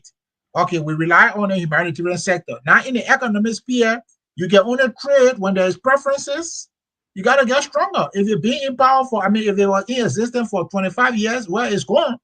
Measure up, try to do something. But like we said, a huge part of the challenge, governance issues, and like I said, infrastructural issues, energy issue, the cost of energy, and a whole bunch of these things are what is constraining Africa. But yes, the best response is a collective action, so that their reaction will have a more punch as Mhm. opposed to acting individually. Because only a few countries can act individually and touch the US, maybe China, maybe Germany to some extent. But even in Europe, if they act individually, they will not be able to get anywhere. They can only act collectively. That's why you see Canada is looking to team up with Europe to react. Yeah. Because even Canada trying to react on their own is going to be tough. But if they team up with Europe, maybe it will help. So that's my, final take on the matter. It's been a nice comment. I never get tired of talking about these issues. So, we hope to have another time, sometime again, to join the panel. Yeah, definitely. Saturdays we're here every Saturday at 3 o'clock. But thank you for taking the time to join us. Thank you. Okay, thank you. Yeah, yeah. Larry and Thomas, I don't know if I want to pose the same question to you. Like, Yeah, is can you that wait even a it out? strategy? Yeah, is that even a strategy? I don't Is know, that Thomas, you even? want to speak or you want to chime in? Let me go. I mean, I, to be frank, I don't think the war is going to remain as it was after the next maybe 3 years, because we almost gone maybe some part of President Trump's 1 year Yeah, yeah, yeah, with all of the shock on the aid side. So take Liberia for instance, USAID is gone. yeah, You are being contemplated to be put on some list that got colors: yeah, red, yellow, yeah. blue, green, and then the tariff has come. So there are so many things that are happening that will really push these countries to be able to say, what can we do? Hmm. So for me, the option should not be let's just fold our hands and sit there and wait for the next 4 years because the US electoral cycle is 4 years, it will finish. Hmm. But waiting will be costly.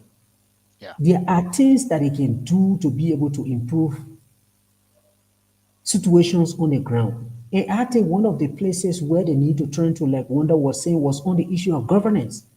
Can these countries now start to take their own citizens seriously?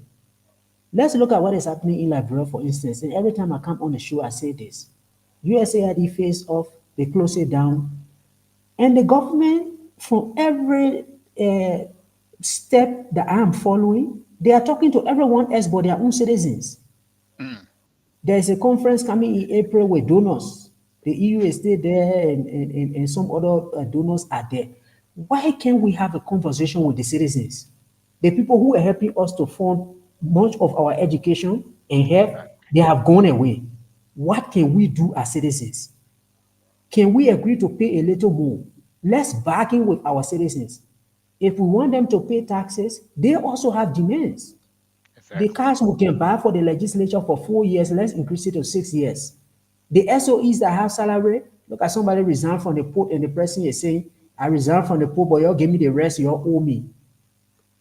People working for institutions as if they're working on plantation, we pay them salary, then we pay them rice again, we pay them scratch card. So if we bargain with the citizens under these circumstances, we can be able to really rebuild the social contract between the government and the citizens, and that can be much more sustainable moving forward. Because these shocks, like Larry said from the beginning, they come almost every 5 years. It's either a health shock or it's some kind of global financial crisis or something else. So why should they wait for the 4 years to end? And this is not only one country, it should happen across the entire continent, because Africa's problem in many instances is governance and vision and taking bold steps. So I don't think the strategy should be to wait out. Like I was talking about those academics that are talking about this grain bargain. Can we start to talk maybe to Asia, to other places, to find solutions out of this? If not, to just wait for 4 years, it will be very costly. Yeah. Mm. Larry. Yeah, so very wealthy countries may be able to wait, but they will still have to do some sort of a pivot, right? They will still have to find some other means of trading with other people. But African countries, Liberia specifically, you cannot afford to wait. Let me tell you why. A lot, you see, there's a section in sub-Saharan Africa, the Sahel belt, especially the Francophone countries, that are prone to coup d'etat. Mhm. Since 2020, there's been roughly about 9 or so. I think two of them was within the same country by the same individual. What causes the coup d'etat is economic hardship. So if you're going, and we've seen these kind of situations, right? And bear in mind now, in these African countries, the population are growing at a very fast rate. So when you have a population growing, but your job creation and your economic growth is not even double that amount, you're going Yeah. to end up with a lot of people in poverty. And the Yep. more young people you have, it creates such a risk. Martin Sirleaf said it in 2013 that the number of young people unemployed in Liberia creates a security risk for the country. In Mhm. fact, I can't think of the guy from UNITA who said, I think it was Jonas Zambimbi or someone who said if they had $10,000, they can take over any government in Africa. For the mere fact that you have so many young people unemployed, you can use that to raise an army. So it creates a risk in African countries when you have so many unemployed young people, they'll be looking for something to do. So African countries cannot afford to wait. Out of the 490 or so coup d'etat around the world, a little over, I think about 220 or so was in Africa, right? And since Mm. 2020, there's been an increase in coup d'etat in Africa, and it's all brought about because a lot of economic hardship. The population in Liberia is growing at around 2.1%, which Right. means by the end of 2025, 2026, we could be looking at roughly about 6 million or more people in Liberia. Yeah. You can't afford to wait this thing out. No way, no shape, no form can you afford to wait it out. What you need to do now is what Gabriel mentioned early on. You need to start thinking about ways that you can create some sort of a productivity, some manufacturing, uh, not just sending the raw materials outside of your country, but having some end products within your country, some light manufacturing to put young people to work. And you can do that. Liberia, you got billions and billions in natural resources. You can Yeah. raise $1 or $2 billion by just collateralizing that thing and use that money for infrastructure development. You can use that thing to promote tourism. But I saw someone discussing tourism on another network, and I'm like, but who is this guy? Some tourism ambassador from Liberia. What does this guy know about tourism that he's here discussing this stuff? Yeah, I think my man Thomas just mentioned it, man. We need to look at the governance and the leadership and Mhm. then really, really think about it. But you cannot afford to wait this thing out because when the hardship increase, when you see the Liberian currency start losing its value, you will start seeing an increase in protests in the country as well. Because Yeah. you know, but I know we're way past the time, man. So let me give it back to you. Yeah. No, So but I think Gabriel, let me just, just add to what Larry was saying. In situations like this is the time to go and look for your best, and forget about all the political alignment. Every time you listen to Larry, you listen to Sam Jackson, they are talking about this. How can we collateralize our natural resources to be able to raise capital in this kind of situation? Even you say if the other person get be more, they can always be causing. Stop the causing small. Can let's solve the problem. yeah, yeah, yeah. This is the time to look for our best and be able to find means to go to. Like the other day, the deputy minister was on the show with us. They're talking about how they are improving the natural, mineral development law, the energy law, and all of that. But I said, Meta still is right now on the table. What different will be done with this agreement? Because when you pass it again, it's the next 10 years. In the next 10 What years. will be done to be able to bring something new? You still have an LEC that is so monopolized, it does everything. Why can't we get LEC out of distribution? Yeah.